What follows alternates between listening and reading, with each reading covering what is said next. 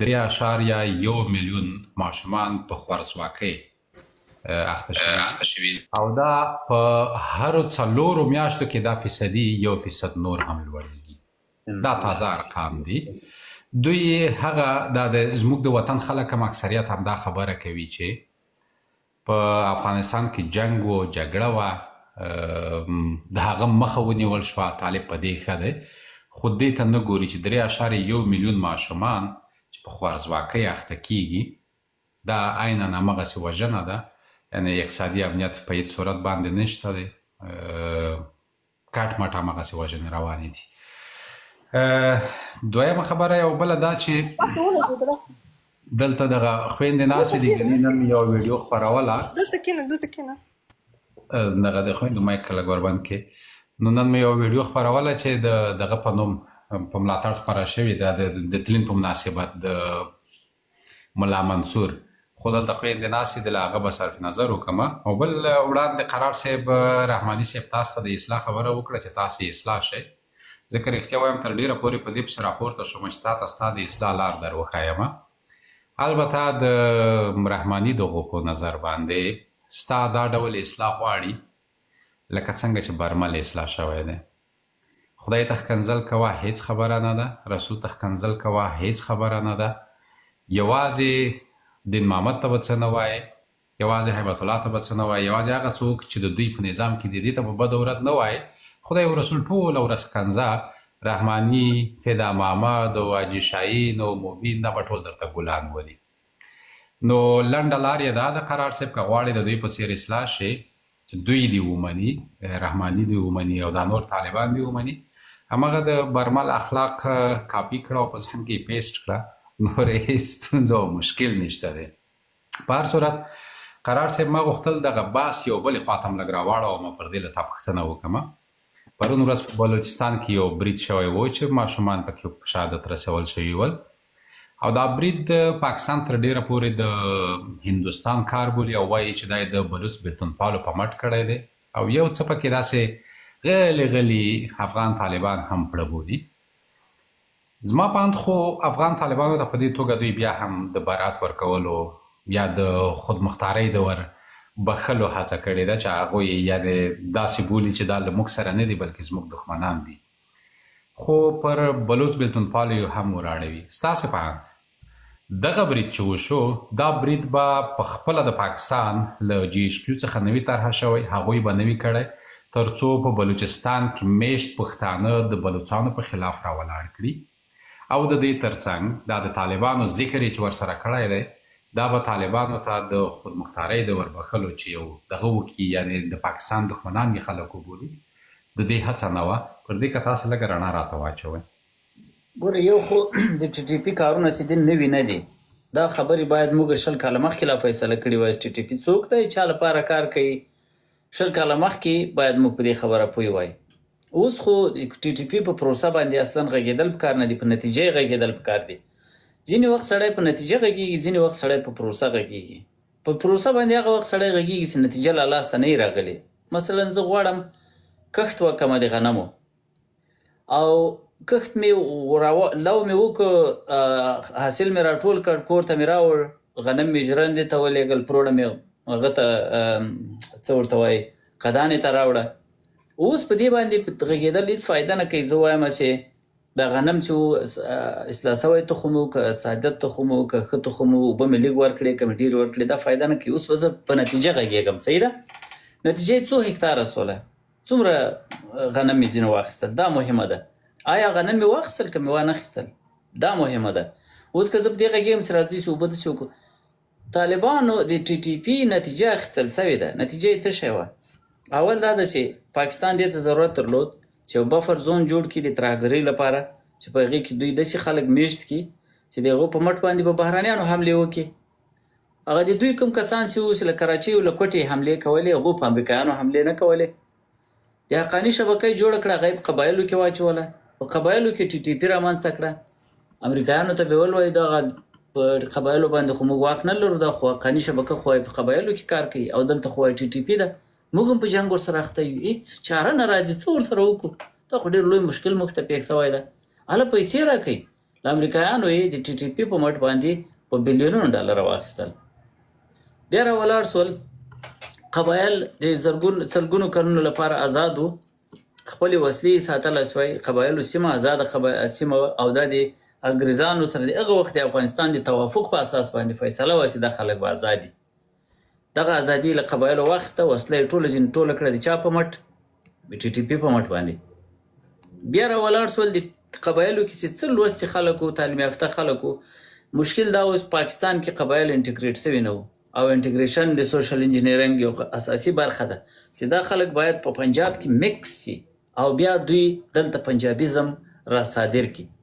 د قبایلو په زرګونو کورنۍ پنجاب ته کډه کړې، کراچۍ ته یې کډه کړې. هغه کورنۍ اوس یې ورو ورو بچیان راځي، په اردو ژبه غږېږي، صاحب پنجابیان دي، نیم تور دي نیم سپین دي. دا اوس په قبایلو کې ځای په ځای کېږي او له دې ځایه د قبایلو تصرف شروع شو. زه د رئیس جمهور غني سره په یو مجلس کې نو ټیکر وم. دا خبره هغه د امریکایي سناتورانو سره په بحث کې وکړه چې دلته اصلي لوبه چې دی پنجابي استعمار روانه ده. هغوی غواړي چې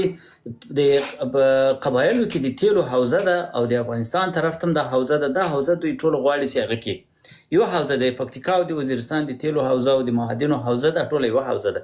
دا د انرژي جګړه ده. دا دوی غواړي چې دغه سیمه تر خپل تصرف او استعمار لاندې راولي. په هر صورت خبره دا ده چې هغه سیمه د دوی په وسیله د قبایلو معادن هم چور سول، د قبایلو خلک هم ټول پنجاب ته کډه سول. د همدې ټي ټي پي په وسیله باندې په افغانستان کې 50,000 هغه پاکستانیان وجنګول سول. د ټي ټي پي په لیکو کې به راتلل، ته به یې جګړې د افغانستان د دولت خلاف کولې. یو تعداد خلک د افغانستان دولت کې استخدام کړل، یو اندازه نفوذ یې پکې جوړ کړ موقت، لیکن هغه هم د موږ په تاوان تمام سو. هغه هم صحیح هغه نه و، په هغه باندې د موږ دولت خبر ده چې پیسې زموږ وخوړې، وسلې زموږ نه واخیستې، بیرته یې په موږ راواړولې هغه وسلې ټولې. چې کله د ضربیازه په نامه باندې پنجابیانو د عملیاتو نوم څنګه شروع راوکړه، 2 ورځې هم دوی ونه جنګېدل، سره له دې چې دا ټي ټي پي تر بډبیرې پورې، تر حیات آباده پورې رسېدلې وه، امارګلۍ تر غرونو پورې رسېدلې وه. لیکن کله چې پنجاب فیصله سوه، په یوه ورځ لکه پیریان داسې ورک سول، لکه پیریان غوندې ټول راواوښتل افغانستان ته. بیا یې 4-5 کاله په افغانستان کې سخترینې جګړې وکړې د دوی په مټ. دغه د پاکستان فوجیان او دغه ټي ټي پي دواړه یو ځای کابل ته نه وتل. موږ سترګې ولې ړندې دي؟ فیض حمید او ټي ټي پي یو ځای دواړه کابل ته رانغلل. دا خو داسې نه وه چې په پټه راغلل، یا څوک نه وو پې خبر راغلل، یا یو له بله نه وو خبر، کوارډینیټر راغلل، یو ځای سره راغلل. ملا احمد عمر او د ده ټول امارت المؤمنین په پېښور کې ناستو او په کوټه کې ناستو. ټي ټي پي د امیر المؤمنین سره بیعت کړی و او ټي ټي پي به بیرته د پېښور او د کوټې په خلاف جنګ کوو او دې ترمنځ هېڅ مشکل نه راتو. دا څه رقم کیسه ده؟ دا څه رقم ګرم یخ لاینونه سره تاو راتاو دي او شارطي نه سره کوي؟ خبره دا ده ټي ټي پي همغه ټي ټي پي ده چې نوې ټي ټي پي نه ده. اسد دراني له الجزیرې سره مصاحبه کړې ده او د پاکستان د ډېرو نورو پوځیانو مصاحبې سته، بیانونه یې موجود دي. هغه ښکاره وایي چې دا له اسد دراني پوښتنه کړې، وایي دا ټي ټي پي چې تاسې عسکر هم وژني، دا نو څنګه کیسه ده چې تاسې دښمنان هم دي او ستاسو مخالفین هم دي، دا څه رقم ده؟ اسد دراني ورته خاندي، داسې ورته وخاندي، ورته وایي که ته په سرکس کې په یو وخت په 2 اسونو نسې سپرېدلی نو ته بیا سرکس ته مه ځه. تر دې واضح اعتراف له کومه کو ورته؟ نتیجه د کار یې هغه شی ده. افغانستان یې د دوی په وسیله اشغال کو، قبایل یې د دوی په وسیله اشغال کړل، د قبایلو ازادي د دوی په وسیله واخیسته، په میلیونونو ډالره یې د دوی په وسیله خپل کړل، خپل ځان یې ویکټم د دوی په وسیله خلکو ته اعلان کړ، پښتانه یې د دوی په وسیله له تعلیم او له ژونده پاتې کړل، او دا اوس د افغانستان پلوي پښتانه د همدوی په وسیله باندې وژني او کډه کوي له سیمې، او دی د پاکستان دښمنان. او بیا خو دا په خپله ټي ټي پي ټي ټي ای خو نه ده که نه، نه ټي ټي آی داسې د هندوستان ده، یا نه ټي ټي آی داسې د تحریک طلبای اسلام ده، دا خو تحریک طلبای پاکستان د ټي ټي پي ده که نه، دا خو پاکستانیان دي. بیا هم دا په تاریخ کې چېرته اورېدلي چې یو څوک راولاړ سي چې یو څوک چې تا دښمن یې دي، تا فوجیان در وژني او تا په ښارونو کې چاودنې در کوي، او ته دومره پې مهربانه یې چې دوی ته پیسې ورلېږې دښمن هېواد ته چې دغو ته پاخه کورونه جوړ کړي. دا اوس پاکستانیانو په خپله اعلان وکړو چې موږ طالبانو ته پیسې ورکړي دي چې ټي ټي پیانو ته په افغانستان کې کورونه جوړ کړي، له سرحده یې انتقال کړي دننه. بهانه یې دا ده چې وایي موږ ځکه ورته وایو چې دا تاسې لرې بوځئ له سرحده چې پاکستان ته خطر ونه رسېږي. نو ښه غزنی لرې ده له سرحده، په غزني کې دا اوس ښارګوټی ورته جوړ کړي، ښارګوټي یې ورته جوړ کړي دي. خلکو کورونه پاخه دي، ټي ټي پي کورونه خلکو خام دي، د دوی پاخه دي.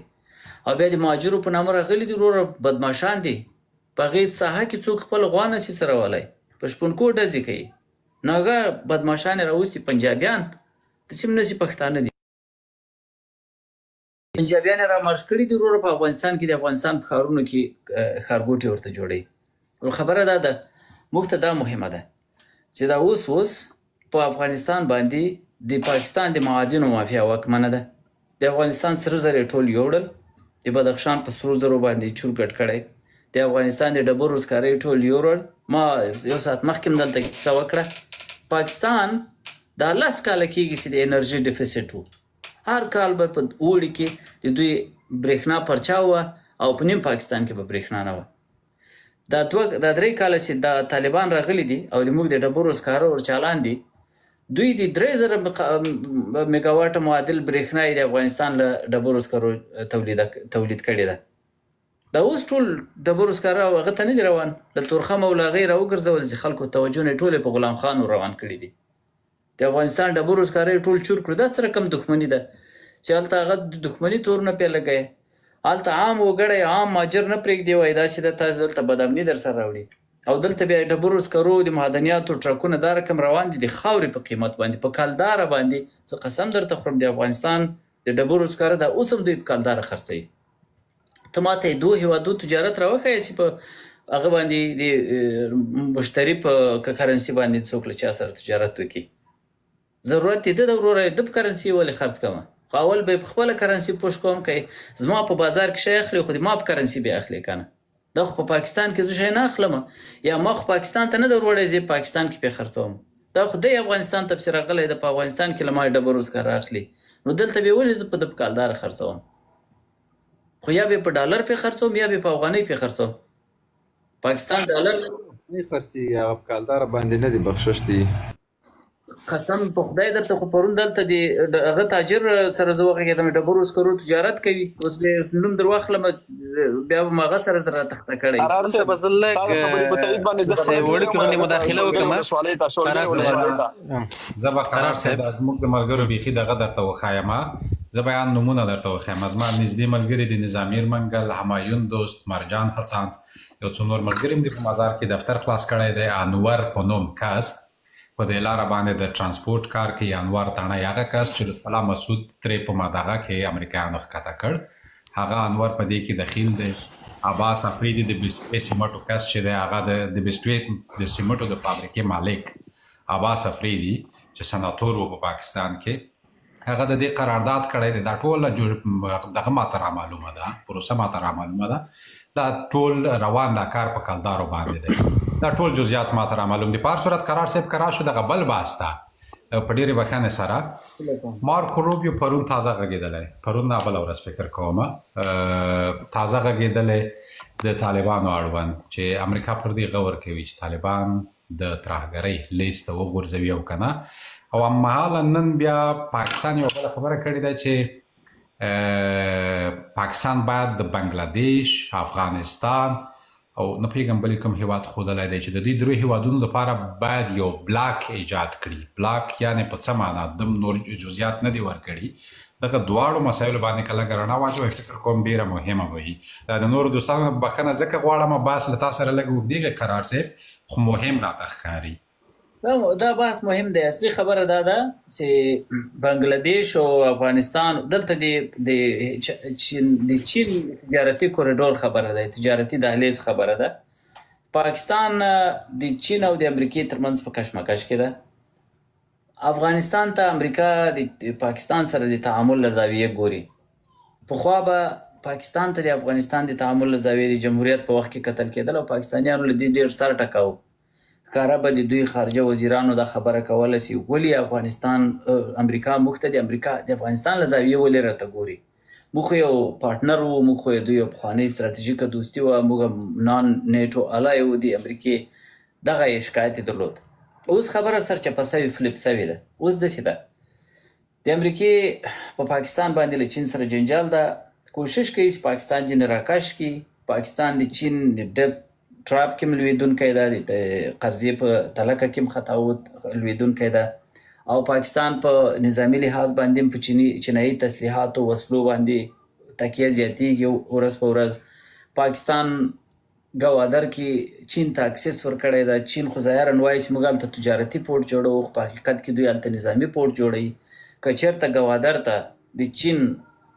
نظامي اډه ورسېږي، نو معنا یې دا ده چې په دې ټول تنګي باندې، په دې ټول هغه اوشن باندې د هندوستان د چین قبضه راځي، او د تجارتي لارې، د بحري تجارتي لارې دوی په کنټرول کې راځي. نو په دې خاطر باندې امریکا سرګردانه ده، په تشویش کې ده چې د پاکستان سره څه وکړي. دلته هر وخت دا مسله راځي، کله چې پاکستان لږ چین ته ډېر ورنږدې سي، دلته په افغانستان کې امریکایان لږ څه کشمکشونه سره را جوړ کړي. کوشش کوي چې بیا ځکه افغانستان دغسې په دغه حالت کې ساتلی ده. په دې ورځو کې چې دا څو ورځې مخکې د دواړو ترمنځ یو دغه وسو، د دریو هېوادونو ترمنځ ناسته وسوه، دا د چین د اقتصادي کوریډور ته د افغانستان د ضمیمه کېدلو خبره راغله. امریکایانو په دې سیخ غبرګون وښود، او غبرګون یې همدا ولو چې هلته یې په دغه کې په بخښنه غواړم د ترهګرو ډلو د لیست خبره یې راپورته کړه، او د امرالله صالح ته یې ویزې ورکولو خبره راپورته کړه. او دا ټول په څه خاطر کېږي؟ دا په دې خاطر کېږي چې پاکستان څه کوي. تېر ځلې چې یو ځلې د عمران خان سقوط وکړ، عمران خان په عین شکل د امریکایانو سره خبره کړې وه د افغانستان په سر باندې. امریکایانو بالاخره د پاکستانیانو ته وویل چې موږ افغانستان درته پرېږدو، افغانستان دې در سره یي، خو تاسې به له چین سره په معادله کې ځان رابېلوئ. عمران خان په اول کې په دې برخه کې پرمختګ وکړ. امریکایانو ته البته چینایانو سره بې خبره کړې وه، بې نه وه کړې، خو امریکایانو ته یې ډېر څه دغه د نواز شریف د حکومت یو عمده تور په عمران خان باندې همدا دی چې وایي سیپیک یې په خطر کې وغورځاوه. سیپیک ولې عمران خان په خطر کې وغورځاوه؟ سیپیک یې ځکه په خطر کې وغورځاوه چې افغانستان یې لاسته راوړ، یو ډیل یې وکړ. هغه او د عمران خان خبره دا ده چې افغانستان موږ ته تر هر څه زیات مهم دی، ځکه موږ سکیورټي ته مهم دی. بل دا ده چې له غرب سره عمران خان خو د غرب پلی بوای و، خو د غرب لاس اله وه له اولې ورځې. دی چې دغه هغه ته ولاړ چې کله یو څه وخت یې د افغانستان د سقوط نه وروسته ورو ورو بیرته سړی راپورته سو،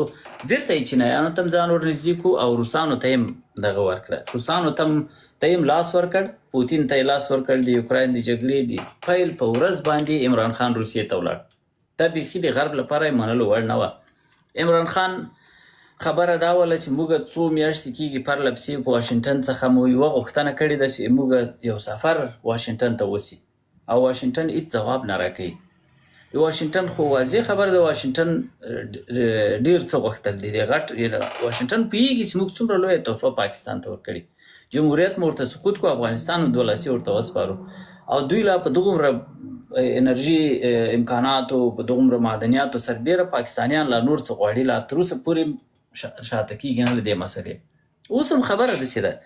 افغانستان چې ده پاکستانیان یې په خپل بیټ کې کاروي. د دې لپاره یې کاروي چې که چېرته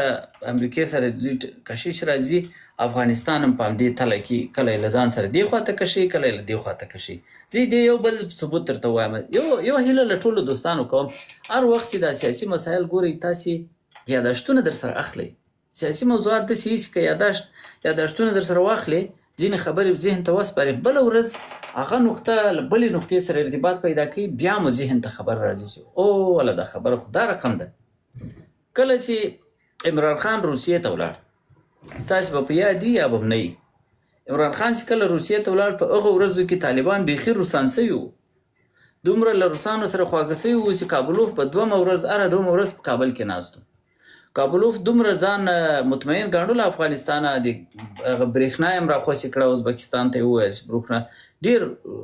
ډېر راګرم سول، روسان ډېر دغه سول، راخواږه سول، چې بیا په روسي سفارت باندې په کابل کې انتحاري وسوه، که ستاسې په یاد وي.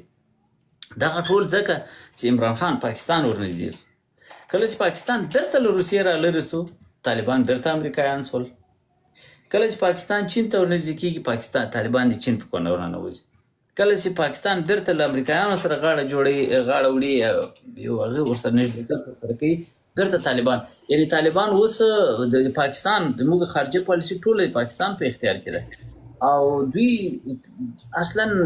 بعضې خلک چې وایي طالبانو دا وکړل او طالبانو دا وکړل طالبانو هېڅ هم نه دي کړي طالبان والله بالله که د خپلو ښځو واک لري دا زه قسم درته خورم د هغه خلک د هغه وزیرانو کشرانو مشرانې په دې ولاک خبرې ځای مو مکتبونه چا بند کړي دي زه دې هغه خبرې درته کوم د دوی سپین ږیری سړی د ټولې رحماني صاحب سره بحث وکړئ وایي دغه فالتو بحث چې زوم ستیر سي ښه به وي دا خو فالتو ځکه ده چې اوس یې سوخت کې را پیدا شو که نه تاسو چټیات ډېر خوښېږي ګورئ قرار صاحب ګوره قرار صاحب دلته تا خبرې وکولې پوهېږم دا ولې مایک څه کیسه هم شروع کړې رحماني صاحب مایک دې زه در بندوم او د دې دپاره یې در بندوم رحماني صاحب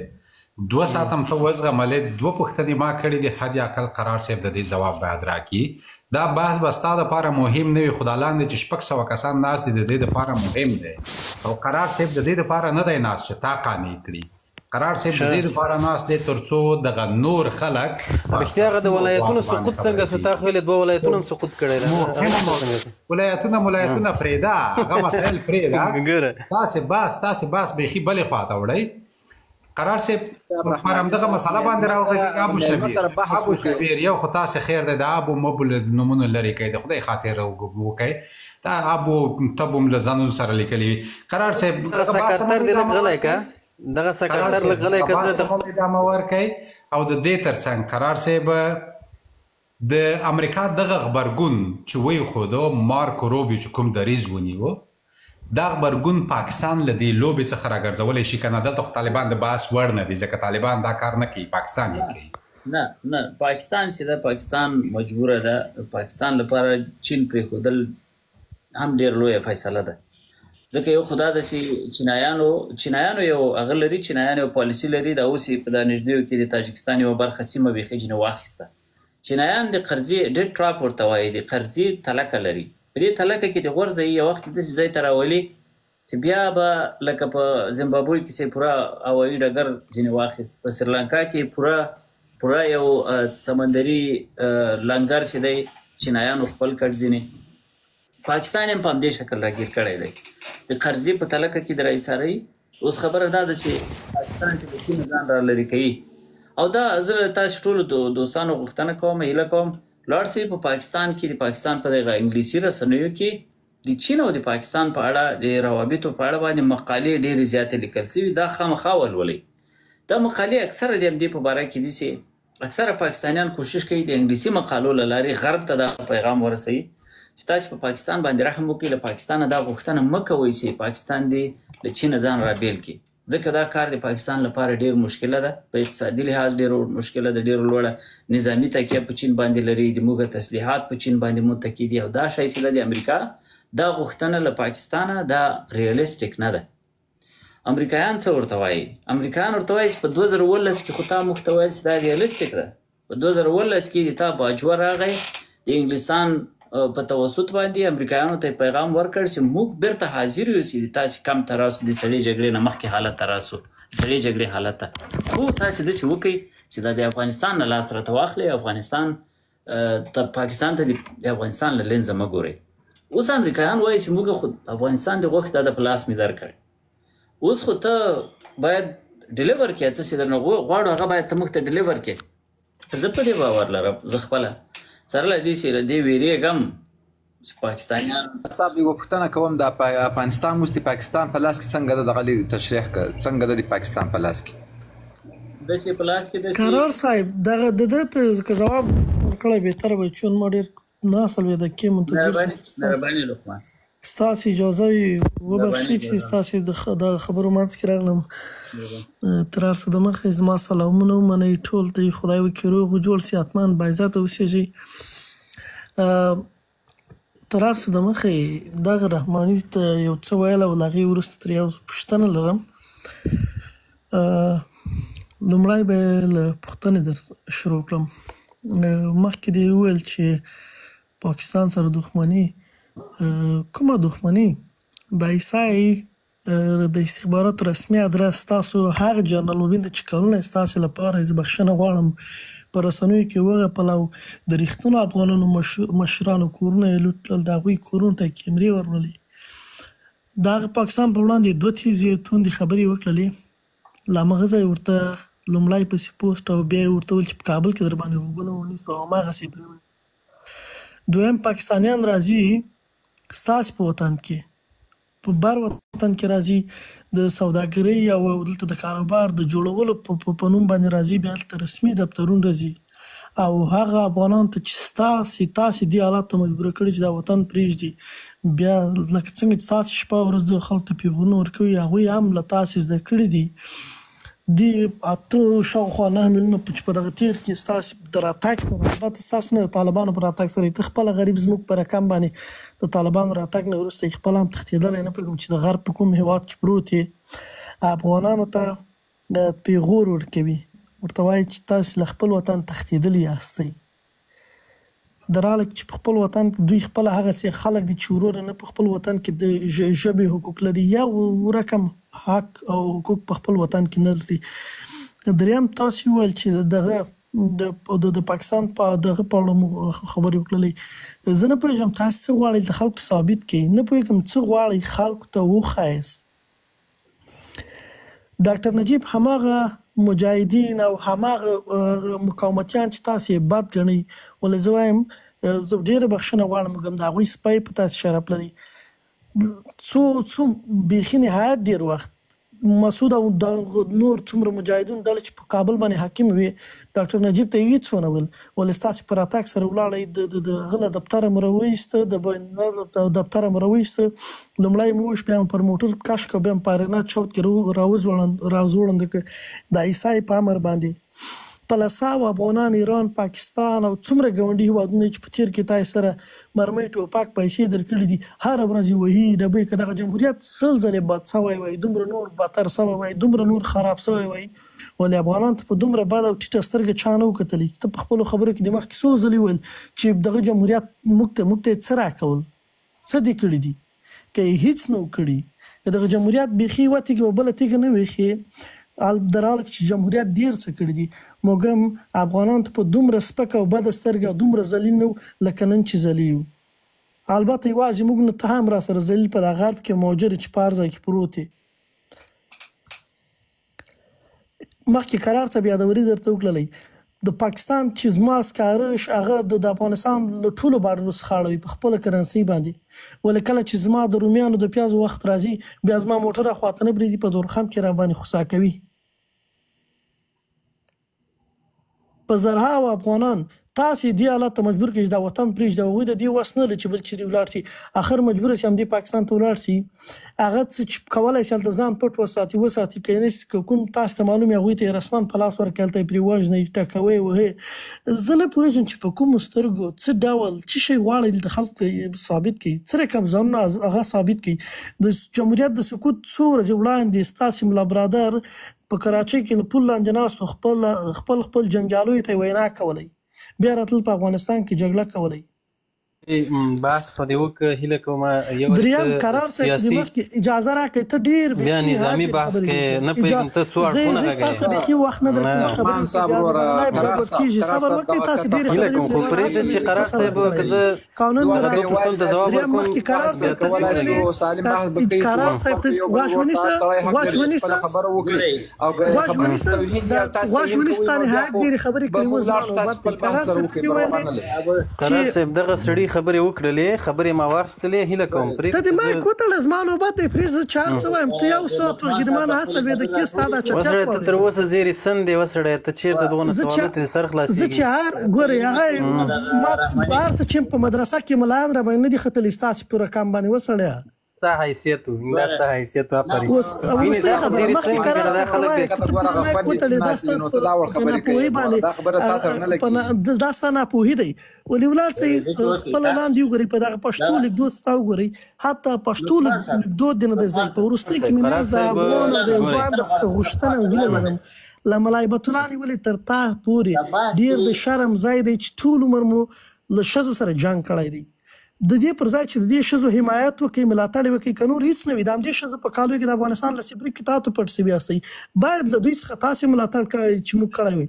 د زده کړې مو ترې اخیستي دي وروره ټول انساني او اسلامي حقوق مو په افغانستان کې ترې اخیستي دي له دوی څخه چې یو دوره پیدا شوي دي په رسنیو کې هغه د خپلو پاتې خویندو غږ وچتوي د دوی په وړاندې هم تاسې راوچت شوي دي په بدو نومونه یادوي ډېر د شرم ځای دی که نور هېڅ شرم نه درځي هغلته به چې عسکر درپسې درغله د دوی جامې مو اغوستې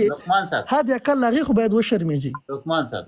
لقمان صاحب دا بشرا خور ته هم که وخت ورکړل شي قرار صاحب له ډېره وخته نو ډېره مننه قرار صاحب سلامت کېږئ که زما خبرې داسې کته پورته د هغې لپاره بخښه کوئ د خدای په امان وخت راکړئ خوندورې خبرې وې مهرباني بشرا خور ته به وخت ورکړو چې په نوبت باندې دوستانو ته وخت ورسي نوبت السلام علیکم الله دې وکړي چې ټوله به جوړ راخیست زما سوال د رحماني څخه دی چې د مخکې ویله چې دغه ښځې د افغانانو د ښځو نمایندګي کوي دا خبره ډېره غلطه ده وکړله چې ولې کم خلک چې په اروپا کې اوسېږي هغه د افغانستان د خلکو نمایندګي نشي کولی هغه ښځې چې په افغانستان کې اوسېږي د هغو خولې خو ته سور تړلي دي هغه کولی نه شي هغه خو چې یو خبره وکړي تاسو سبا پر کورو چاپې ورځي ورې راباسي نو هغه کولی نه شي خو موږ مجبور یو چې د هغو د خاطر قسم موږ الحمدلله ستاسو د ظلم وتلي یو خو هغه ښځو دپاره موږ د غږ پورته کوو چې هغه ورې سر ظلم لاندې دي هغه خورانې خو نشي کولی د هغو سره مرسته کوو بیا ته خپله چیرې اوسېږې ته خپل په افغانستان کې نه اوسېږي او ته راځې پر نور باندې نیوکه کوي چې دا ښځې ولې د ښځو خبرې کوي او بله خبره ده چې ته وایې ښځې په کورو کې ناستې موږ هم اوس په کورو کې ناست په سړک خو نه یې ناست په کورو کې ناست د ټلیفون د لارې خبرې کوو بل ډول د ښځو اواز نامحرمه دی د نبي صلی الله علیه وسلم بارک سره چې ښځې ورته راکړلې د هغو سره سوالونه کوله هلته ولې د ښځو اواز نه و نامحرمه چې اوس هلته نامحرمه دی دا عجبه نه ده بیا تا ته خور پوښتنه وکړه ثابته کړه دا ما ته ثابته کړه چې په کوم ځای کې د ښځې اواز نامحرمه دی ستا سره خبرې نه کوي دا خو د ضرورت په اندازه دی دا خو زه ستا سره نه مسخرې کوم ته زه نه ستا سره ګیم ته راپورته سوی یم نه زه ستا سره غزلې وایم نه ستا سره بله داسې کوم زه ستا ته راپورته سوی یم د ضرورت په اندازه په کوم ځای کې دا خبرې راغلې دي چې د ضرورت په اندازه باندې چې څوک خبرې نه وکړي نارینهو سره په کوم اسلام ما اسلامي زده کړې کړي دي الحمدلله لیکن اوس پر کم زده کړې نه چې سرچپه مو خلکو ته کړي دي تاسو خلک د اسلام څخه لرې کړل تاسو خلک د اسلام څخه واړول خلک دا فکر کم ښځې چې علم نه لري هغه دا فکر کوي چې اسلام چپه دی لیکن اصلا اسلام چې څومره ښځو تور کړي دي هغه په هیڅ قانون کې نه دی کول شوی لیکن تاسو هغه ټول خلک مو ګمراهان کړل په دې باندې چې تاسو سرچپه خلکو ته وښایئ تاسو خپل طالبان چې دي زه خپل طالبان ته عالمان وایم ملایان ورته وایم نه ولې چې هیڅ وخت پوره عالم پوره ملا پوره مولوي هیڅ وخت حکومت راځي نه او بیا چې را هم سي هغه داسې کارونه کوي لکه څنګه چې تاسو کوئ بیا ته یوه خبره بیا بل وویل چې زه د ښځو سره بحث نه کوم نن بیا ناست یې پر یوه خبره ودرېږه چې د ښځو سره بحث نه کوې بیا هغه ځای ته راپورته کېږه مې ورسره بحث قرار صاحب دلته چې موږ تاسې راغلو ښځې وې دلته نه وې خو که نه ما تاسو سره بحث کوو زما باس بیا چې هغه خور پوښتنه درته وکړله تا به په کمنټ کې ورته نوشته کړې وای چې زه د ښځو سره بحث نه کوم دا یوه خبره بله خبره دا ده چې ته د ښځو سره بحث نه کوې په کوم دلیل یې نه ورسره کوې په کوم قانون ته مسلمان ځان ته وایه ته په ثابته کوې چې په اسلام کې د ضرورت خبرې د ښځو سره د محرم دا ته ماته ثابته کړه سل په سل کې ته اوس ماته وایه دغه اوس نن څخه زه ټیک ټاک لیټوم ګورئ وروره زه به د نن څخه ټیک ټاک ډیلیټ کړم ته ماته ثابته کړه هیڅ وخت به بیا زه ټیک ټاک استفاده هم نه کوم لیکن زه دا دوهم وارې زه ټیک ټاک ته راپورته کېږم د وچې مجبورۍ سره راپورته کېږم زما هم نه اوس نه اخلي چې زه راپورته شم ولې زه پوهېږم ستاسو پر کم داسې نور جاهلان خلک به هم حتمن یې چې دا خبره نه خبره خو زه راپورته کېږم نه ښځې ته ځواب ورکولی ګورې قرار صاحب ما به هلته ښځې ته ځواب ورکړی خو زه نه غواړم چې ښځو سره خو تاسو جواب لرئ نه نو چې تاسو لرئ نه ور وخت څنګه کوي هغه خلک څوک جواب چاته ورکولی شي چې هغه جواب ورسره یي هغه پر حق باندې کله چې څوک پر حق باندې نه حق باندې هېڅوک جواب نسور کولی لیکن دغه خلک تاسو پالل روزي چې لکه پالل چې لپاره پورته سوي فلان کې اپرته وایي دوه خبرو ته ماته اجازه راکړئ زه دغه دوه خپل نظر وړاندې کوم بیا هیله کوم تاسو ټول خبرې وکړئ ګوري قرار صاحب تا دا خبره وکوله چې دا هر څه د پاکستان پر ګټه باندې روان دي زه نه پوهېږم چې د پاکستان ولې داسې یو اقتصادي انزوا سره مخ دی چې دا موږ هم پاکستان دپاره کار کوو قانون هم دغو دپاره روان دي یوه افغانۍ 4 کالدارې کېږي دا کوم اقتصاد دی دا که د پاکستان ګټه وي نو خو پاکستان خو ډېره ګټه وکړله ګوره زه بحث درسره کومه هیله ده ته خو نه اورې خبرې نه اورې که نه خو پرېږده چې زه دا خبرې مکمله کړم بیا ته دې خبرې وکړه هیله کوم ګوره ولې دا خبره ډیره فکر کوم نه جواب نشته تاسو سره. سلام دوستي قرار صاحب. اول ما پښتنه کړه دا وروره اول ما جواب راکړه بیا به د بل ورور جواب ورکړم. زه ښځو ته ګوره قرار صاحب دا به زه ښځو ته ما درته ویل چې ښځو ته جواب نه ورکوم ښځو ته بحث کوم. زه یو خبره کوم داسې فکر وکړه وروره چې دا زما پښتنه ستاسو دغه بل ورور کړی ده دغه بل ورور ته د زما د سوال جواب ماته مه راکوه دا بل ورور ته ورکړه چې زما پښتنه داسې فکر وکړي ستاسو بل ورور وکړل. زه یو ډېر ښه ریزن دغلته ورکول غواړم. اول خو سلام دې ورسېږي دغلته قرار صاحب ته ټول چې دلته مشران ناست دي. زه دغه رحماني صاحب ته دغه ویل غواړم رحماني صاحب دغلته یو خورکۍ چې زمونږ لایف ته راځي او د ټولو په مخ کې د خپل د علم په باره کې یو غوښتنه کوي هغې خبرې تاسو ته لپاره حرامې دي خو تاسو چې ځئ په شخصي کې یو ښځې ته یو خور ته په شخصي کې ورته مسیجونه کوئ هغه حلال دي. دا کوم چا مسیج کړی دا استغفر الله چا مسیج کړی ښځو ته ما سره اوس دي که غواړئ دغلته یې درته لګولی هم شمه تاسو څنګه په شخصي تی ولګوه اوس سړی قرار صاحب دا خو ډېره غټه کیسه را جوړه څه کوم شخصي هغه نه یې جوړ کړی اکاونټ زما پر دغه باندې ته دا څه کیسه شوه قرار صاحب ګوره ستا په لایف کې ډېرې غټې کیسې دي دلته ګوره اوس یې خوند اوس یې ګز که چې اوس یې ګز که یو دقیقه صبر وکړه رحماني صاحب زه دغلته ثبوت لرم دغلته ځم ستاسو د میسج نه زه سکرین شاټ اخلم او دغلته یعنې سخته د سړي ابرو وړل کېږي دغسې ځایونو کې چې یو څوک راسي خپله تهمت وکړي هیله کوم قرار صاحب ګوره دا هغه د ساقب ولایتونو کیسه ده تاسو کله ابرو لرئ وسړی موږ تاسو ته عزت درکړو ځوان رهبره تاسې غوندې خلکو ته موږ عزت ورکړی دی عزت نه خبر یې عزت وایي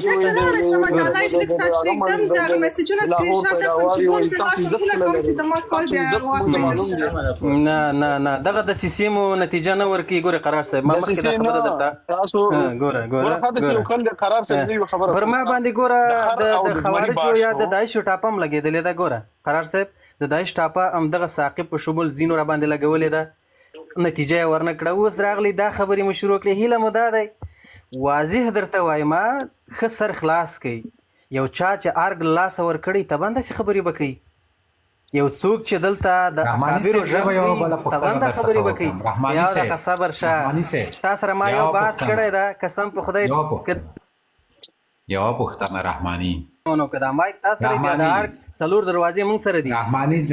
رحماني جناب هر کې زم شل کاله وم اخر د 15 کاله د تم پکې میلر په واسطه باندې خپل نه وي دلته یو بل چا واکړي 15 کاله وروسته د پلاغاتو ترې باسم ته د خلیلزاد په واسطه ولایتونه څنګه ولایتونه سقوط د خلیلزاد خزه د واسطه وا د خلیلزاد خزه خو ستاسو فکر کوم لومړی میرمن ورته ویلې شو هغه ته پار صورت رحماني صاحب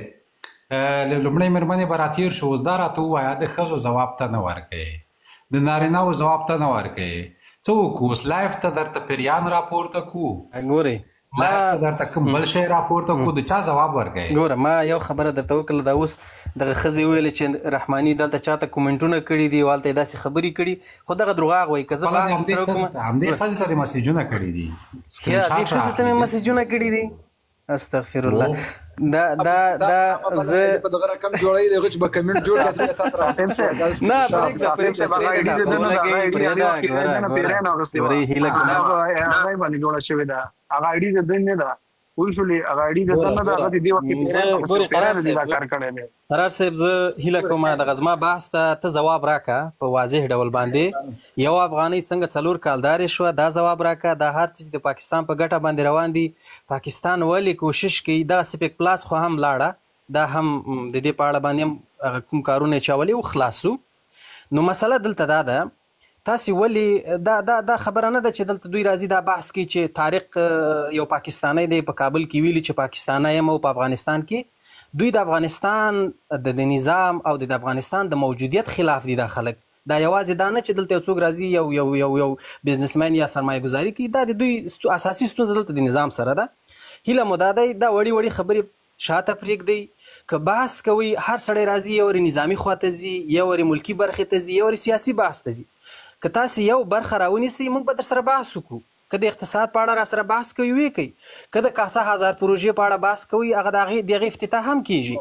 چې ګوره تا ما ته ورځ مخکې قرار صاحب ویلو چې زه تا سره پر اقتصادي بود باندې بحث نه کوم چې زه په اقتصادي برخه کې ما په افغانستان کې ځینې شیان نه دي لیدلي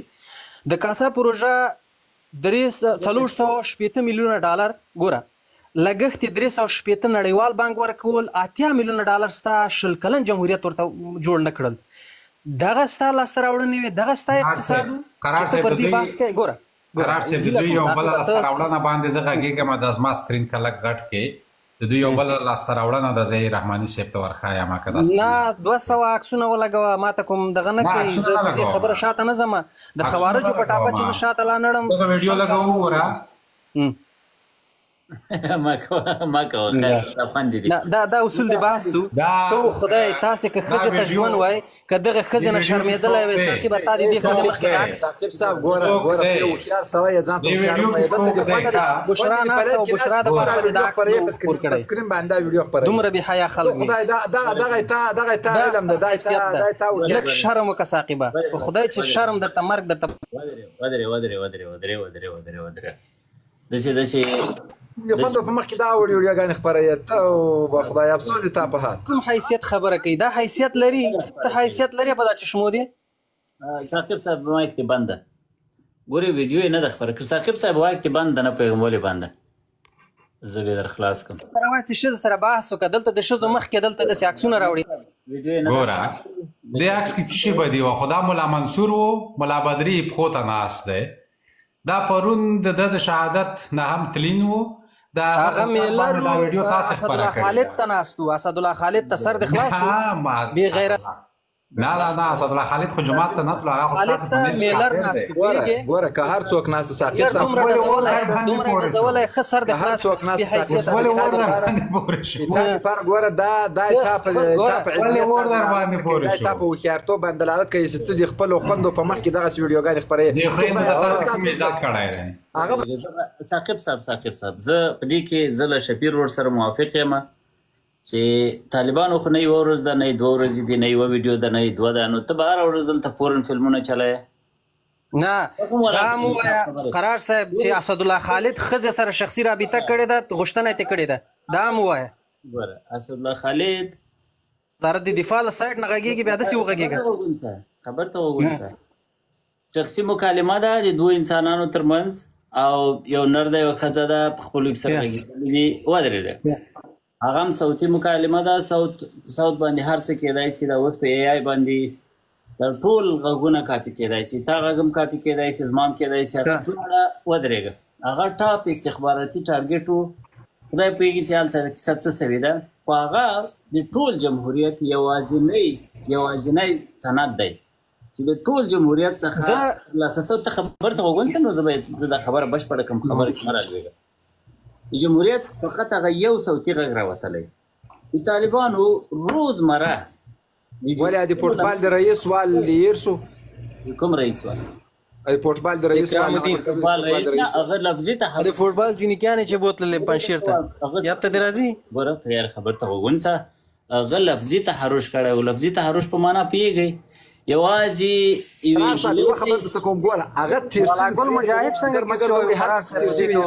اوس خبره دا ده ګوره دلته 3 ښځې تاسې راپورته کړې دي یار ودرېږه دا ښځې کته که دا ډېره سخته دي. ساقب صاحب هغو 2 ښځو په مخ کې دا ویډیو ښکاره کوي نو کته به نورې څونه ناستې دا له ده سره مناسبه ده. قرار صاحب خپل عکس دې غټ کړئ دا دوستان سکرین وټکوي او داسې دا ګوره قرار صاحب سلامونه او احترامات ټولو ملګرو ته تقریبا له 40 دقیقو نه ستاسو بحث اورم. لومړی باید موږ چاته یعنې که شخصي توهین ونه کړو دلته باید یو داسې موضوع راواخلو چې موږ او تاسې یو بل ومنو او د یو بل ته درناوی او احترام ولرو. اولینه موضوع دغه ده. دوهمه موضوع دغه ده چې موږ او تاسې باید د وطن په باره کې وغږېږو. اوس هغه له هغې خوا راغلی دا له دغې خوا راغلی دا هغه خو یو بېله خبره ده. که چېرته موږ او تاسې د جمهوریت په هغه باندې خبرې وکړو چې مطلب د تېره 20 کلنه دوره کې موږ او تاسې څه لاسته راوړي دي یا څه مو له لاسه ورکړي دي اول باید دې ته فکر وکړو. جمهوریت هم په موږ او تاسو کې داسې کسان وو چې نه یې ده منلی. که چېرته جمهوریت موږ او تاسو منلی وای نو هېڅ یو طاقت نه سوی توانېدلی چې هغه نسکور شوی وای. لومړی خبره او بله خبره چې کومې غلطیانې هغوی کړې وي اوس دا غلطیانې دلته هم روانې نو باید دا دوباره تکرار نه شي. که هغه دې له ځانه سره پام وکړي او که دا نور دې هم له ځانه سره دې پام وکړي او باید یو بل ته احترام ولرو. که چیرې ګډوډي جوړه سي او زه تا د سپکاوی وکړم هغه بل ته وکړي، دا خو د موضوع حل نه ده. موږ باید داسې یو بحث وکړو چې مطلب موږ او تاسې یو بل ته سپکاوی ونه کړو یا یو بل ته مقصد هغه ونه کړو. دا خیرخواهي ډېره ښه ده، خیرخواهي ډېره ښه ده، خو زما یوه هیله ده له ټولو دوستانو په دې ملي موضوعاتو کې بېطرفي مه کوئ. د افغانستان مسله ده چې حد ته رسېدلې ده چې په دې کې بېطرفي خپله ډېر لوی ضرر دی. که طالب په حقه یي او زه لګیا یم د یو برحقه مشروع نظام مخالفت کوم، باید زما په مقابل کې ودرېږئ. او که دا زما په خبرو کې 1% هم صحیح، یوازې 5% پکې صحیح چې افغانستان د پاکستانیانو په خدمت کې، په افغانستان جهالت حاکمي، افغانستان کې د علم بنسټونه ړنګېږي، ورځ په ورځ فلجېږي، د افغانستان د خلکو اقتصاد مخ په رکود دي. په دغسې حالت کې که 1% زما د خبرو هم صحیح، باید زما خبره تایید کړي اول،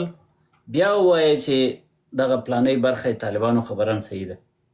دغه د بېطرفۍ کیسه نه ده، دغه تخشي موږ خراب کړي. راسي د خیر په غونډۍ راته کښېني، ورور زه خو خپله کیسه نه کوم، ما د خپل اولادونه مې راایستلي، خپلې بچیانې مې ګلالۍ ګلالۍ مکتب ته ځي او داسې عادي مکتب ته هم نه ځي او داسې عادي نمبر هم نه اخلي. په خدای زما بچی په دا ټول سکول یې ټاپ کړی ده، په د سره له دې چې خور یې مړه ده او هغه خور یې د دې ملګرې مو وه، د اتاق ملګرې مو وه، د راز ملګرې مو وه، د ښوونځي ملګرې مو وه. قرار صاحب محترمه ډېرې ښې خبرې دې وکړې، خبرې د ټولې ولا حقیقت مخالفت وکړې، هر قسم مخالفت ته حق لرئ چې وکړئ، ځکه چې وګیله به لرئ د افغانستان خلک یاست، خامخا به یو دغه لرئ. یو وروره خو د سړي په خبرو کې مه ورلوېږئ، په خپل خدای خوا د نوبت درته کوم شپه 9 دا 3 ساعته کېږي، بیا 3 ساعته بیا وغږېږي. یوه خبره درته کوم، دا یوه خبره ته مې پرېږده، بس نور بیا مایک بندوم. چې 900 نفره موږ تاسو ناست یو، موږ تاسو په مخ کې 900 نفره ناست یو، بیا داسې ویډیوګانې پورته کوو، په دې کې ښځې هم ناست دي، سپین ږیري هم ناست دي، هوښیاران هم ناست دي، بېعقلان هم ناست دي. دا ویډیوګانې هغه به له موږ څه زده کړي؟ دا یوه خبره پوښتنه ده. افغان صاحب قرار صاحب نظر دې وړاندې کړه، مهرباني وکړه. قرار صاحب بخښنې سره زه به له دوی یوه پوښتنه اوس وکړم. ابو شبیر ما ته وایي چې دا ډول ویډیو دلته مه پلې کوه، ځکه دلته 600 ښځې ناستې وي. د افغانستان تلویزیونونو ته په لکونه افغانان ناست وي او دین محمد پکې هغه ډول اخته وي. ټول په ډېرې بخښنې سره له زنګنو پورته او له نامه ښکته غږېږي. له دې ځایه بل ځای کې نه دی غږېدلی. دغه دین محمد ته هم کله ویلي دي چې دا ډول کار مه کوئ او دا ډول مه غپېږه. هغه مکمل د شریعت بیان کړی دی، بیا کلیپونه چا راکټ کړي دي. بیان نه، دا د شریعت بیان دی چې ښځې ته ډوډۍ ورکړه. مکمل موضوع دی، وڅېړه هغه څه دا د شریعت بیان دی چې ښځې ته ډوډۍ ورکوه او جامې ور رسوه، ور رسملوه. هغه طریقه د دین او د اسلام او د طریقه د قرآن دا څه ډول اسلام دی؟ دا ډول اسلام هغه دا ول نه کوي لکه تاسو د توحید پر کوم دغسې په دا ډول اسلام قرار صاحب ګوره، زه یو پوښتنه تا نه کوم قرار صاحب، طالب ورته ناست دا ویډیو دا اسلام دی، اسلام دا ډول دی لکه دین محمد چې بیانوي. مهرباني وکړئ ګډوډي مه جوړوئ، هر یو نفر د په خپل وار باندې نوبت ورکړي. نو به ډېره واضحه ده قرار صاحب، طالب نه منئ، طالب نه منئ، په هیڅ معنا باندې نه منئ. نو ګوره دغه رحماني صاحب دلته د منلو او د نه منلو خبره دغه کنکلوژن ده. تر منلو مخ خبر ته وګونسه، تر منلو نه منلو مخکې به یاري هر انسان یو اوږد بحث کوي، په هغې کې به یو عالم نور نکات وړاندې کوي، بیا به په اخر کې فیصله بیا دغسې کوي چې یا منم یا نه منم. ته د اخر فیصله په خلکو په اول کې کوې، پرېږده چې دا خلک ووایي چې څوک یې نه مني، ووایي چې ولې نه منم، چې څوک یې وایي چې منوي هغه ووایي چې ولې منم. ګوره دا خلک درته وایي طالب سره، ګوره طالب ته تی پیژنې، 20 کاله دې ورسره مقابله کړې ده، دا را سره منې، څوک دا وعده راکړې تا باندې چې دا یې در باندې ومنل؟ دا راته ځواب راکړه. چا دې ته مجبوره کړلې؟ چا درته ویل چې دا ومنه؟ نم د منلی، چا ویل چې نه، که ته دلته د هیواد مدافع ځان ګڼې، د دې هیواد بچی خو مهرباني وکړه د بچي په صفت ځواب راکړه که نه. چا تا ته دا امر وکړه چې ته راسه د طالب ومنه؟ نم د منلی نو چا درته ویل خو چې د نه ده منلی، ته دلته مسؤل څنګه وې په 20 کلونو کې؟ دا تا خبره خو یو ځواب نه لري. قرار صاحب باور وکړه له دې خلکو سره باس نه کېږي. نه باس نشي کولی. قرار صاحب ما ته د دغې خبرې ځواب راکړه چې څه باعث د دوحې دفتر دی ومنه، سیاسي دفتر دی ولې ومنه؟ نه به دې منه سیاسي دفتر، توان دې درلود. قرار صاحب باور وکړه اساسي بحث ګډوډوي دې ته دې نه پرېږدي چې ته خلکو ته خپلې خبرې ورسوې خدای صاحب ته میکاپ وها ته د دې بحث نه یې صاحب ته سر خلاص کړ کته شا قرار صاحب حوصله درته کوي خو زه والا که درته وکړم ځه لاړ شه بر په درد لاندات شه هلته خو مې بلاک کړی اوس دلته هم راغلی صاحب صاحب سلامونه اول خو د سلامونه وړاندې کوم یو کوچنۍ کیسه درته کوم وای په ځنګل کې د زمري او د خره باز شو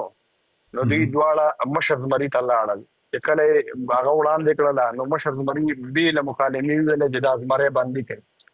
دا دې بند ته نور ځناور راتلل او پوښتنه یې کوله چې دا مسله څه وه هغه به مسله بیان کړه چې د خره سره مې بحث و داسې راغلل ما وویل چې دا خو ولا خر ملامت او ته ولې بندي شوی نو په دې کې مشر زمري ته دا نور ځناور لاړل چې دا سړی خو بر نه حقه بندي کړی هغه ویل چې دا مې په دې نه دی بندي کړی چې دا ملامت دا سلامت دی دا مې په دې بندي کړی چې خره سره بحث کړی دی موږ اوس دلته د شنو خرو سره لګیا یو اړندې وروره پولیسو لباس ورسره کوو موږ ټول باید بندیان شي بس نو قرار صاحب باید اول بندي کو قرار صاحب باید اول بندي کو قرار صاحب په څو میاشتې زندان دی محکوم کو خیر په هر صورت قرار صاحب هغه مخکې بحث ډېر جالب بحث دی ډېر مهم دی د مارکو روبیو خبرې او دا د چین مسله پر دې باندې کوه انجیل د خدای خاطر وکړه دا بحث مه ګډوډوه نه لرې که انجیل تا هم بیخي له ځان نه بل شی جوړ کړي دي اساسي بحث ته راشئ رحماني صاحب سره بحث نسئ کولی که ته کوي یې ولې ورپسې لاړ شه طالبانو سره بحث ګران دی قرار صاحب بخښنه غواړم نن ځکه دا اساسي بحث ګډوډوي اساسي بحث ګډوډوي او دا داسې ده ګورې که یو به داسې طالب سره بیخي غرض نه لرو بیا بحث ورسره کوئ دغه دې تر دوی بهتره والله بلا کب کې پیدا کوي تاسې به وایئ چې ودرې دا طالب نه بل طالب بل نه بل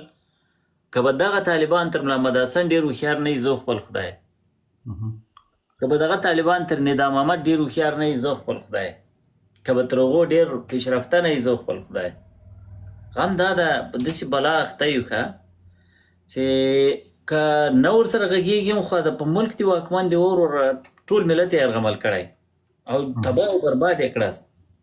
که ورسره غږېږي د بحث کیفیت یې ورسره راټیټېږي یعنې په عموم کې د افغانانو د کنورسیشن کیفیت نهایي زیات راټیټ شوی دی اکثره خلک وایي کنځلې ډېرې شوي دي خلک کنځلې ډېر کوي کنځلې ولې کېږي کنځلې د تشدد د سرکل یوه برخه ده یو ظلم کوي ابل ورته غوسه کېږي څوکه خبره کوي ابل کنځل کوي ابل سوک واري دا داسې دو طرفه انټراکټیو ماحول جوړېږي په دې کې کنځلې رامنځته کېږي په یو هېواد باندې چې تشدد حاکم وي هلته د انسانانو په رویه کې تشدد اتومات را پیدا کېږي او دلته تشدد دستګاه حاکمه ده د امیر له د مشر له ادرسه د زور خبره کېږي دا دوی چې چاته امیرالمؤمنین وایي دا سړی را ولاړ سو په د دوی د علماو په تر ټولو لویه جرګه کې وویل په لویه غونډه کې وویل وایي عفو مو درته کړې ده نور له موږ عزت مه غواړئ لاس مه ورکوئ جمهوریتیانو ته وایي لاس مه ورکوئ نو چې مشر دا خبره په دې شکل وکړي او موږ تاسې وایي لوی غاپې کم پسې تراپې چې مشر دې دا خبره وکړي خو کشران خو لا ډېر لیونیان یې هدف دا دی ورور د تشدد دستګاه په هېواد حاکمه ده په کورونو کې تشدد شروع شوی ورونه په خوندو تشدد کوي په کوڅه کې تشدد شروع شوی د خلکو په ژبه کې په الفاظو کې تشدد ده د خلکو څیرو ته چې وګورئ خو دوه حالته دي یو د غم حالت ده ډپریشن حالت ده یو د خوشحالي حالت ده خوشحالي له چیز سره راځي خوشحالي له ویلث سره راځي له سرمایې سره راځي خوشحالي له فریډم سره راځي له ازادي سره راځي خوشحالي له قناعت سره راځي د خوشحالۍ ټولې سرچینې چې دي هغه بندې دي ټولې سرچینې د خوشحالۍ بندې دي او د خفګان او د ډپریشن لاسپیکرونه چالان دي ملا چې منبر ته ودرېږي د قهر او د غضب او د لړمانو د مارانو دا ټول ټونې اوس خو واکم د دوی په اختیار کې ده بیا هم له غضب او له قهره غږېږي دا هېواد یې ټول په ډپریشن مبتلا کړی ولا بله د افغانستان خلک داسې سوي دي چې په کندهار غوندې یو سرشاره ولایت کې کنداریان خو تاسې ټول پېژنئ یو میله پوچ خلک دي یعنې کنداري ته بې میلې ورځ خوند نه ورکوي په وچ سپېرې دښتې ته راوتلې میله ده بس په کندهار کې په یوه اونۍ کې 4 نفرو خودکشیانې کړي ته فکر وکړه چې دا ملک دوی کم حد ته رسولی دی په دې ډپریشن له اړخه دي دا سړی چې خودکشي کوي نو هغه بیا ښکنځله نه کوي داسې کړي دي د وطن خلک چې ته د هغه سړي په حال ژاړې هغه تا ته ښکنځلې کوي ته به ورته ژاړې چې خدای پاک سره کمې مظلوم کړې سره کمې محرومه کړې څنګه دې دنده له لاسه ورکړه څنګه یې اولادونه په کور درته کېنول څنګه یې فارغېدونکې لور په کور درته کېنوله ته به دا کیسه ورته کوې دی به ښکنځل درته کوي او هغه ځکه چې یو ماحول د تشدد دی حالات د فضا د تشدد فضا د حزن د خفګان فضا ده او تر دغو لاندې یعنې د فتنې د حالت تعریف په شریعت کې یو د مؤلفو د فتنې د حالت د تعریف څخه دا داسې وایي په کومه ټولنه کې چې امید ورک سو او یأس حاکم سو ځکه خدای پاک وایي چې ولا تیأسوا من رحمت الله تاسې د خدای له رحمته مه محرومه کیږئ امر دی لیکن کله کله داسې څیز د هغه دروازې امید دروازې ټولې وتړل سي چې هغه چاته ته د خدای له اړخه په اصطلاح د خدای درګاه ته به موږ چې کله به یو تکلیف راته ورسېدو منډه به مو کړه اودس لمونځ به مو وکړو جومات ته